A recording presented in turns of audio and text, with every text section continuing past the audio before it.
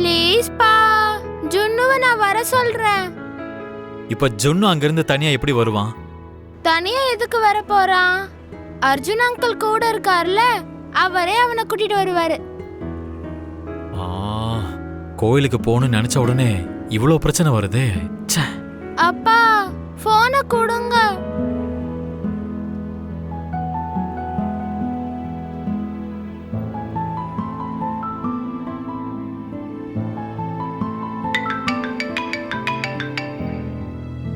எதுக்கு மித்ரா ஃபோன் பண்றா?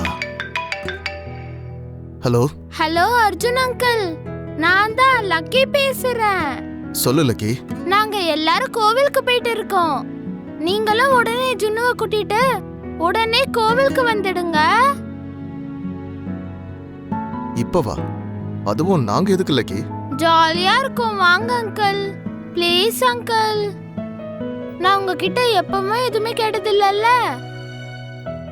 இப்ப உங்ககிட்ட இவ்ளோ ரெக்வெஸ்ட் பண்றனால நீங்க வரலாம்ல. சரி லக்கி, நாங்க வரோம். நீங்களும் ஜுன்னுவும் மட்டும் வந்தா பத்தாது, உங்க 2 பேர் கூடயும் அம்மாவையும் கூட்டிட்டு வாங்க.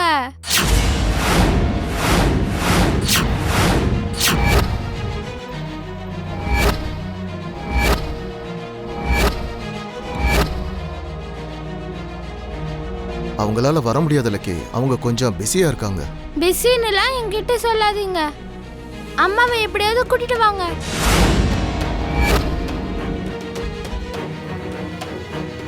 லக்கிக்கு என்ன ஆச்சு?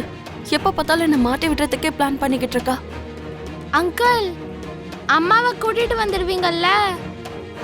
லக்கி, அது வந்து அங்கிள், நீங்க மட்டும் அம்மாவை கூட்டிட்டு வரலனா நான் உங்க வீட்டுக்கு வந்தப்போ எடுத்த போட்டோஸ் எல்லாம் சோஷியல் மீடியால அப்லோட் பண்ணிடுவேன்.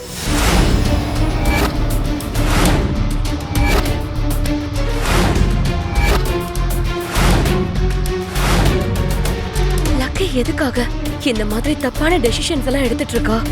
அந்த போட்டோஸ் மட்டும் வெளியே வந்துச்சுன்னா அக்காவும் ஜுன்னுடைய அம்மாவும் ஒரே ஆள் தானே எல்லாருக்குமே தெரிஞ்சிடும்.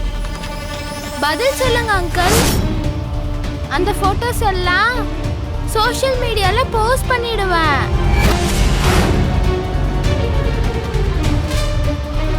லக்கி, இப்படியெல்லாம் பேசக்கூடாதுமா. லக்ஷ்மி வேண்டான்னு சொல்லி நீ இதை செஞ்சினா அவங்க கண்டிப்பா உன் மேல வருத்தப்படுவாங்க. நீங்க மட்டும் இப்ப கோவிலுக்கு வரலன்னா நானும் வருத்தப்படுவேன்னு உங்களுக்கு தெரியணும் இல்லையா?